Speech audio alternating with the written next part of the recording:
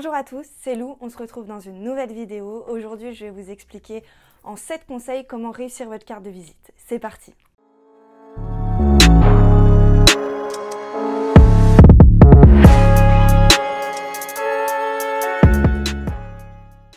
La carte de visite, c'est un élément essentiel de communication quand on est auto-entrepreneur et c'est important de la soigner pour donner envie tout simplement aux gens à qui vous allez la donner de vous rappeler. Alors c'est parti pour les 7 grands conseils pour réussir sa carte de visite. Le premier grand conseil, c'est de mettre les bonnes informations sur votre carte de visite.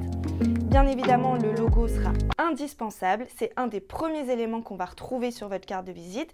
Il va permettre tout simplement d'identifier votre image de marque et puis d'être reconnaissable aux personnes à qui vous allez la donner. Bien évidemment, il faut faire apparaître les coordonnées de votre entreprise, vos coordonnées, votre nom, votre prénom, votre numéro de téléphone, l'adresse mail, pourquoi pas votre adresse postale si vous avez un local pour votre entreprise. Alors c'est pas obligatoire, notamment en auto-entreprise, parce qu'on se doute que vous travaillez seul, mais il est préférable de noter quand même votre fonction sur votre carte de visite. En fait, le but, en choisissant les bonnes informations, c'est que les receveurs de votre carte de visite ne se posent aucune question sur comment vous contacter. Ils auront tout sur un petit bout de papier pour prendre rendez-vous avec vous. Le deuxième grand conseil, c'est d'utiliser un format standard.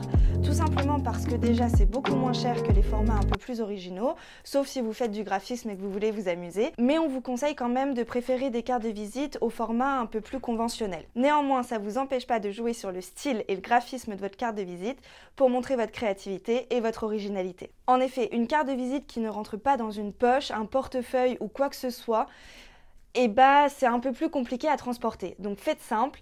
Format classique, dimension classique. Le risque, c'est surtout qu'elle se retrouve à la poubelle, votre carte de visite. Donc pour éviter ça, on reste dans les codes conventionnels. Pour vous aider, généralement, le format standard d'une carte de visite, c'est une coupe droite en forme de rectangle de 8,5 sur 5,4 cm environ.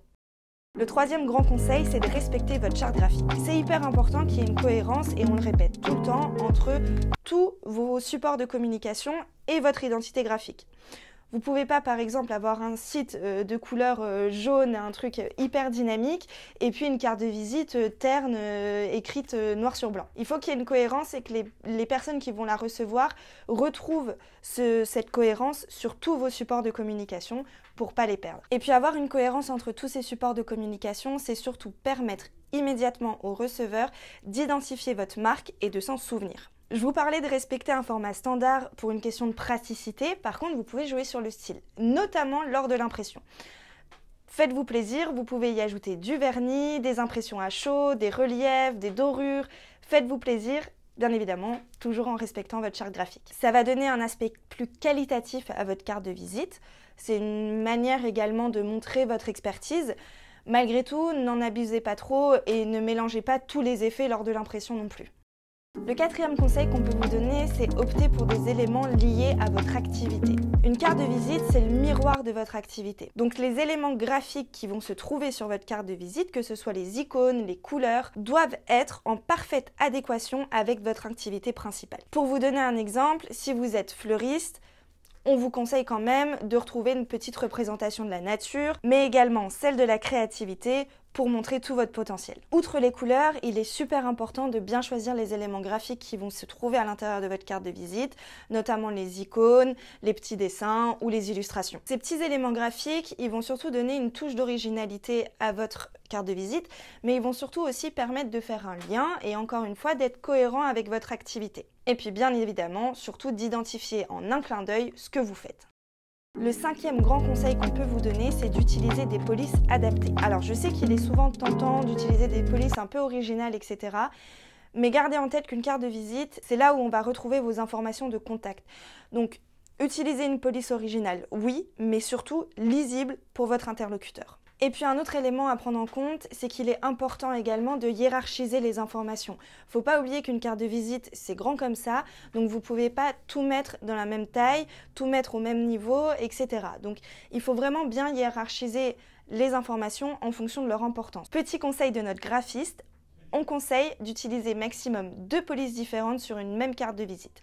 Ça va éviter l'effet trop chargé de votre carte. Le 6e conseil, c'est de rester simple. Rester simple, ça ne veut pas dire ne pas faire preuve d'originalité, bien au contraire. Mais c'est surtout qu'il ne faut pas trop charger votre carte de visite. Les informations inscrites doivent être immédiatement comprises et lisibles. Et si la création graphique est trop soutenue, les receveurs ne prêteront pas attention à toutes les informations importantes qui y sont présentes. Tout est une question d'équilibre. Vous pouvez faire du très très simple, less is more, comme vous pouvez faire un format un peu plus original, un style qui vous représente. Mais toujours garder en tête de ne pas trop charger votre carte. Et puis pour vous aider un peu, parce que la limite entre le trop simple et le trop chargé est assez fine, on vous conseille, comme je l'ai dit, de jongler qu'avec 2 polices différentes et puis de choisir une couleur sobre dominante. Ça donnera vraiment une identité à votre carte. Et puis bien évidemment, comme toujours, demandez l'avis de vos proches, demandez l'avis sur vos réseaux sociaux, etc. Les gens seront ravis de vous donner leur avis et puis vous, ça vous aidera. Et puis le 7e conseil et le dernier, c'est opter pour l'utilité. En fait, la carte de visite, elle peut endosser plusieurs fonctions et c'est même par là que vous pouvez montrer votre originalité. C'est tout à fait possible de lui donner un 2e sens à votre carte de visite. Pourquoi pas mixer carte de visite et carte de fidélité si vous vendez des produits, ça vous permettra sur une face d'avoir toutes vos informations et de l'autre, les points de fidélité de vos clients. Vous, ça vous évite 2 fois moins de travail et vos clients, ça leur évite de transporter 2 cartes. Quelque chose qui se fait très souvent maintenant, c'est d'insérer un QR code sur votre carte de visite. Tout simplement parce que ce QR code va pouvoir amener les utilisateurs soit sur une copie de votre carte de visite de manière électronique, soit sur votre site internet. Mais on peut très bien imaginer que cela renvoie sur votre agenda électronique pour une prise de rendez-vous beaucoup plus directe, ou encore sur une vidéo de présentation. Cette vidéo touche à sa fin, j'espère qu'elle vous aura plu, j'espère qu'elle vous sera utile et je vous dis à bientôt pour un nouveau sujet.